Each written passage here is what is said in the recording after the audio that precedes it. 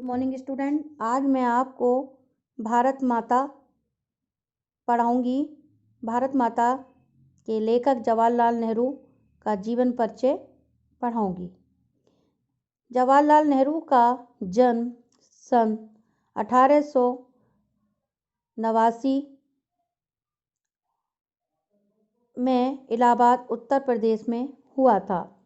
इनकी प्रमुख रचनाएं हैं मेरी कहानी, आत्मकथा, विश्व इतिहास की झलक, हिंदुस्तान की कहानी, पिता के पत्र पुत्री के नाम, हिंदी अनुवाद, हिंदुस्तान की समस्याएं, स्वाधीनता और उसके बाद, राष्ट्रपिता, भारत की बुनियादी एकता, लड़खड़ाती दुनिया आदि लेखों और भाषणों का संग्रह। जवाहरलाल नेहरू की मृत्यु सन 1964 में हुई थी। जवाहरलाल नेहरू का जन्म इलाहाबाद के एक संपन्न परिवार में हुआ था। उनके पिता वहाँ के बड़े वकील थे। नेहरू की प्रारंभिक शिक्षा घर पर तथा उच्च शिक्षा इंग्लैंड में हैरो तथा कैम्ब्रिज में हुई। वहीं से वकालत की पढ़ाई भी की, लेकिन नेहरू पर गांधी जी का बहुत प्रभाव पड़ा। उनकी पुकार पर वे पढ़ाई छोड़कर आज़ादी की लड़ाई में जुट गए। आगे चलकर सन 1929 में वे भारतीय राष्ट्रीय कांग्रेस के लाहौर अधिवेशन के अध्यक्ष बने और पूर्ण स्वतंत्रता की मांग उन्होंने की। नेहरू का झुकाव समाजवाद की ओर भी रहा। सन 1947 में जब भारत स्वतंत्र हुआ तो नेहरू जी पहले प्रधानमंत्री बने। 1947 में भारत स्वतंत्र हुआ तो जवाहरलाल नेहरू पहले भारत के प्रधानमंत्री बने और भारत के निर्माण में अंत तक जुटे रहे। उन्होंने देश के विकास के लिए कई योजनाएं बनाई, जिनमें आर्थिक और औद्योगिक प्रगति तथा वैज्ञानिक अनुसंधान से लेकर साहित्य, कला, संस्कृति आदि क्षेत्र शामिल थे। नेहरू जी बच्चों के बीच चाचा नेहरू के रूप में जाने जाते थे। शांति, अहिंसा और मानवता के हिमायती नेहरू ने अंतर्राष्ट्रीय स्तर पर विश्व शांति और पंचशील के सिद्धांतों का प्रचार किया। प्रस्तुत पाठ हिंदुस्तान की कहानी का 5वां अध्याय है। अंग्रेजी से भाषांतर हरिबाबू उपाध्याय ने किया। इसमें पंडित नेहरू ने बताया है कि किस तरह देश के कोने कोने में आयोजित जलसों में जाकर वे आम लोगों को बताते थे कि अनेक हिस्सों में बटा होने के बाद भी हिंदुस्तान एक है। कई हिस्से हिंदुस्तान के हैं, लेकिन फिर भी हिंदुस्तान एक है। इस अपार फैलाव के बीच एकता के क्या आधार हैं और क्यों भारत एक देश है जिसके सभी हिस्सों की नियति एक ही तरीके से बनती बिगड़ती है। यही पूरे पाठ की विषय वस्तु है। इसी क्रम में पंडित नेहरू ने भारत माता शब्द पर भी विचार किया है और उनका निष्कर्ष है कि भारत माता की जय का मतलब है यहाँ के करोड़ों करोड़ लोगों की जय। कहने की जरूरत नहीं कि अपने छोटे आकार के बावजूद इस लेख का कथ्य अत्यंत विराट और प्रस्तुतिकरण पहना है। आइए भारत माता को पढ़ते हैं, समझते हैं। अक्सर जब मैं एक जलसे से दूसरे जलसे में जाता होता और इस तरह चक्कर काटता रहता होता था, तो इन जलसों में से अपने सुनने वालों से अपने इस हिंदुस्तान या भारत की चर्चा करता। पंडित नेहरू जी कहते हैं कि मैं एक जलसे से दूसरे जलसे, एक पार्टी अटेंड करके दूसरे जलसे में जाता था तो वहाँ पर अपने हिंदुस्तान के, भारत के विषय में ही चर्चा करता था कि हमारा हिंदुस्तान कैसा है, उसके बारे में ही चर्चा किया करता था। भारत एक संस्कृत शब्द है। भारत क्या है? एक संस्कृत शब्द है और इस जाति के परंपरागत संस्थापक के नाम से निकला हुआ है। भारत एक संस्कृत शब्द है और इस जाति के परंपरागत संस्थापक के नाम से निकला हुआ है। मैं शहरों में ऐसा बहुत कम करता क्योंकि वहाँ के सुनने वाले कुछ ज़्यादा सयाने थे, कुछ ज़्यादा तेज हुआ करते थे और उन्हें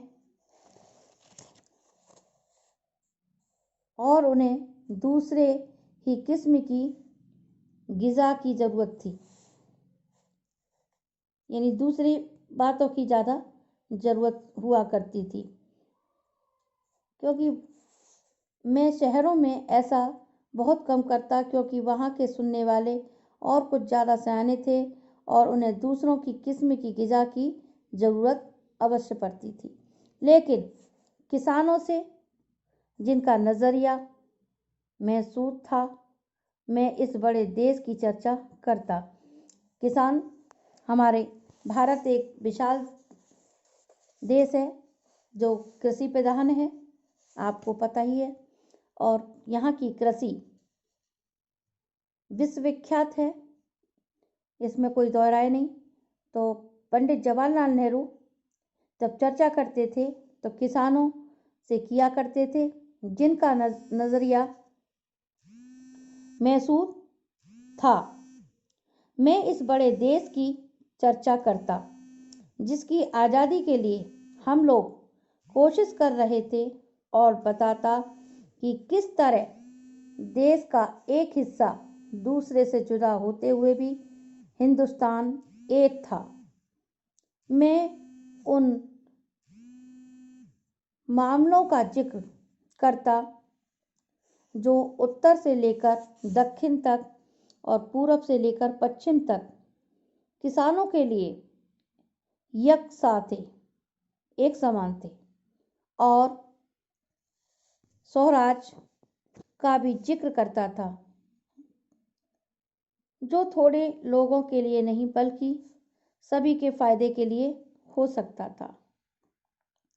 मैं उत्तर पश्चिम में खैबर के दर्रे से लेकर दूर दक्षिण में कन्याकुमारी, अपना देश कहाँ भारत कश्मीर से लेकर कन्याकुमारी तक फैला हुआ है। मैं उत्तर पश्चिम में खैबर के दर्रे से लेकर दूर दक्षिण में कन्याकुमारी तक की अपनी यात्रा का हाल बताता और ये कहता कि सभी जगह किसान मुझसे एक से सवाल करते, यानी मैं जहाँ भी जाता था वहाँ किसान मुझसे एक ही सवाल किया करते थे क्योंकि उनकी तकलीफ़ें एक सी थी, यानी गरीबी, कर्जदारों, पूंजीपतियों के शिकंजे, जमींदारी, महाजन, कड़े लगान और सूद, पुलिस के जुल्म, और ये सभी बातें गुती हुई थी उस ठड्डे के साथ जिसे एक विदेशी सरकार ने हम पर लाद रखा था, और इनसे छुटकारा भी सभी को हासिल करना था। मैंने इस बात की कोशिश की कि लोग सारे हिंदुस्तान के बारे में सोचें और कुछ हद तक इस बड़ी दुनिया के बारे में भी, यानी लोग इस हिंदुस्तान के बारे में सोचें और इस विशाल संसार के बारे में भी सोचें जिसके हम एक जुज हैं, जिसके हम एक हिस्सेदार हैं। मैं अपनी बातचीत में चीन, स्पेन, अबिसिनिया, मध्य यूरोप, मिस्र और पश्चिमी एशिया में होने वाले कशों का जिक्र भी ले आता। मैं उन्हें सोवियत यूरोपियन में होने वाली अचरज भरी तब्दीलियों का हाल भी बताता। मैं इतने सारे देश के नाम लिए, वहाँ के बारे में भी सोचा करता था। वहाँ जो भी तब्दीलियाँ हाल ही में हुआ करती थी उसके बारे में भी विचार करता था। बताता और कहता कि अमेरिका ने कैसी तरक्की की है। उन देशों को हम बताते कि अमेरिका ने कितनी तरक्की की है, जो आज विश्व में सबसे महत्वपूर्ण स्थान रखता है। ये काम आसान ना था, लेकिन जैसा मैंने समझ रखा था वैसा मुश्किल भी ना था। इसकी वजह यह थी कि हमारे पुराने महाकाव्यों ने और पुराणों की कथा कहानियों ने, जिन्हें वे खूब जानते थे, उन्हें इस देश की कल्पना करा दी थी। और हमेशा कुछ लोग ऐसे मिल जाते थे जिन्होंने हमारे बड़े बड़े तीर्थों की यात्रा कर रखी थी। कुछ लोग ऐसे मिल जाया करते थे, बहुत बड़े बड़े जो विशाल देश हैं उन तीर्थों की यात्रा किया करते थे, जो हिंदुस्तान के चारों कोनों पर हैं। हमारे जो तीर्थ स्थान हैं हिंदुस्तान के प्रत्येक कोने पर बने हुए हैं, उनकी यात्रा किया करते थे। या हमें पुरानी सिपाही मिल जाते जिन्होंने पिछली बड़ी जंग में या और धावों के सिलसिले में विदेशों में नौकरियां की थी। सन 30 के बाद जो आर्थिक मंदी पैदा हुई थी, उसकी वजह से दूसरे मुल्कों के बारे में मेरे हवाले उनकी समझ में आ जाते थे। कभी ऐसा भी होता कि जब मैं किसी जलसे में पहुंचता तो मेरा स्वागत भारत माता की जय इस नारे से जोर के साथ किया जाता। पंडित जवाहरलाल नेहरू अपनी आत्मकथा के बारे में आत्मकथा लिख रहे हैं, उसमें ही ये चर्चा कर रहे हैं कि मैं जहाँ भी जाता वहाँ ये नारा दिया जाता था, भारत माता की जय। इस नारे से जोर के साथ मेरा स्वागत किया जाता। मैं लोगों से अचानक पूछ बैठता कि इस नारे से उनका क्या मतलब है। ये भारत माता कौन है जिसकी वे जय चाहते हैं। मेरे सवाल से उन्हें कौतूहल और ताज्जुब होता और कुछ जवाब न बन पड़ने पर वे एक दूसरे की तरफ या मेरी तरफ देखने लग जाते। मैं सवाल करता ही था, जवाब दिया कि भारत माता से उनका मतलब धरती से है। मैं उनसे जवाब करता और वे इस बात को स्पष्ट करते कि भारत माता से मतलब धरती से है। कौन सी धरती? खास उनके गांव की धरती या जिले की या सूबे की या सारे हिंदुस्तान की धरती से उनका मतलब है। इस तरह सवाल जवाब चलते रहते, यहाँ तक कि वे ऊब कर मुझसे कहने लगते कि मैं ही बताऊं।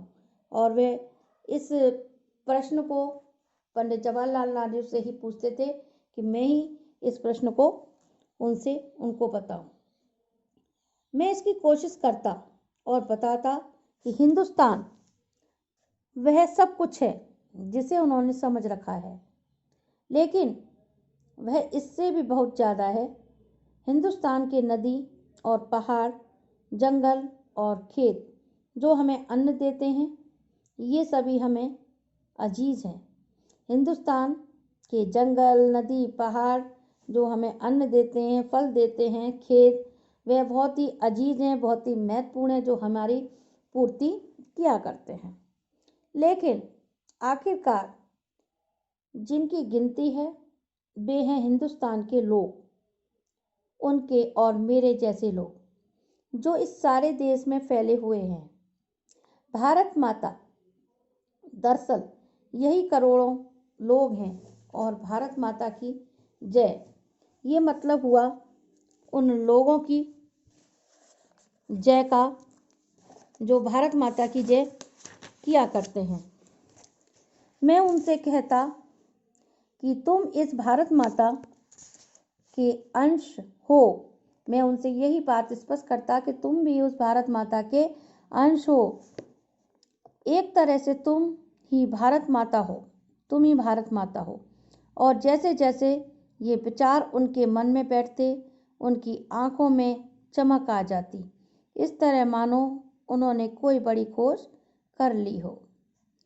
तो ये विचार जैसे जैसे उनकी आंखों में छा जाता था, मन में आ जाता था, और ऐसा उनको विश्वास हो जाता था कि यही उनकी आंखों में चमक आ जाती थी कि तुम ही भारत माता हो। इस तरह मानो उन्होंने कोई बड़ी खोज कर ली हो। तो बच्चों, इस प्रकार आपका ये भारत माता चैप्टर खत्म होता है। गद्य खंड से आपके जितने चैप्टर आएंगे वो लगभग हो चुके हैं, और ऑफलाइन क्लास में होगी तो फिर आपकी जो भी दिक्कतें होंगी उसको हम सॉल्व करेंगे। ठीक है। अब मैंने आपको उससे पहले जामुन का पेड़ पढ़ाया था, उसके भी क्वेश्चन आंसर नहीं दिए थे। तो पहले हम भारत माता वाले क्वेश्चनों को डिस्कस करते हैं, उसके बाद में जामुन के पेड़ के क्वेश्चन डिस्कस करेंगे। भारत की चर्चा, क्वेश्चन आंसर आपको अपनी होमवर्क कॉपी में करने हैं बच्चों। मैंने आपको पहले भी कहा था, जिन बच्चों ने होमवर्क कॉपी अभी तक नहीं बनाई है, जहाँ तक चैप्टर हो चुके हैं, अभी गद्य खंड से ही मैं पढ़ा रही हूँ, और आपको उन चैप्टरों को कंप्लीट करना है, कॉपी अपनी बनानी है, उस पर कवर चढ़ाना है, और साफ़ सुथरी कॉपी हैंड राइटिंग में जो क्वेश्चन आंसर दिए गए हैं आपको जितने भी चैप्टर के, और जो मैंने पहले करा दिए हैं, जो नहीं आएंगे, अगर यदि आपने कर लिए हैं तो भी कोई दिक्कत नहीं है। तो आपको कॉपी बनानी है, 2 कॉपी बनानी है, एक गद्य पद्य की रेगुलरली उसको चलने देना, और उसके बाद में एक ग्रामर की। 2 कॉपियाँ आपको बनानी है। जिन बच्चों ने, नए बच्चे अगर जुड़े हैं तो उनको भी मैं बता देती हूँ कि आपको 2 कॉपी हिंदी की बनानी है। जहाँ तक आपको पाठ पढ़ाए गए हैं वहाँ तक आपको होमवर्क कंप्लीट रखना है। जब ऑफलाइन में मिलेंगे तो आपसे कॉपियाँ चेक हमें करनी है, कॉपी आपको पूरे काम कंप्लीट होना चाहिए। तो मैं पहले भारत माता वाले क्वेश्चन आंसर को डिस्कस करती हूँ। भारत की चर्चा नेहरू जी ने कब और किससे करते थे? भारत की चर्चा अभी बताया किसानों से किया करते थे, पहला क्वेश्चन आपको करना है। दूसरा, नेहरू जी भारत के सभी किसानों से कौन सा प्रश्न बार बार करते थे? बार बार ये प्रश्न करते थे, भारत माता कौन है? भारत माता की जय हो, जय अभी बताया गया, जय करते थे तो भारत माता कौन है? तो वह यही उत्तर दिया करते थे, भारत माता धरती माता है। ये वाला करना है। नेक्स्ट है, दुनिया के बारे में किसानों को बताना नेहरू जी के लिए क्यों आसान था? दुनिया के बारे में किसानों को इसलिए बताना आसान था कि जितने स्पेन हुआ और अल्जीरिया हुआ और बहुत सारे देश बताए कि इतने विख्यात देश हैं, इसमें अमेरिका भी कितना सबसे सर्वोपरि है, तो उन सब देशों के बारे में बताया करते थे कि हम भी इस अपना विशाल प्रभुत्व बना सकते हैं। इसलिए नेहरू जी उन देशों के बारे में जिक्र करते थे कि इन्होंने भी अपना कितना प्रभुत्व फैला दिया है। किसान, अपना भारत किसान प्रमुख देश है, तो इस बारे में चर्चा किया करते थे किसानों से। नेक्स्ट क्वेश्चन है, किसान सामान्यतः भारत माता का क्या अर्थ लेते थे? किसान भारत माता का क्या अर्थ लेते थे, इसके बारे में बताना है। फिर है 5वां, भारत माता के प्रति नेहरू जी की क्या अवधारणा थी? भारत माता के प्रति समर्पण की भावना थी और वह चाहते थे कि प्रत्येक देश का नागरिक। नेक्स्ट क्वेश्चन है, भारत माता के प्रति नेहरू जी की क्या अवधारणा थी? तो भारत माता के प्रति नेहरू जी की अवधारणा मुख्य रूप से किस प्रकार थी कि वह भारत के प्रति समर्पण की भावना किया करते थे और लोगों को भी जागरूक किया करते थे।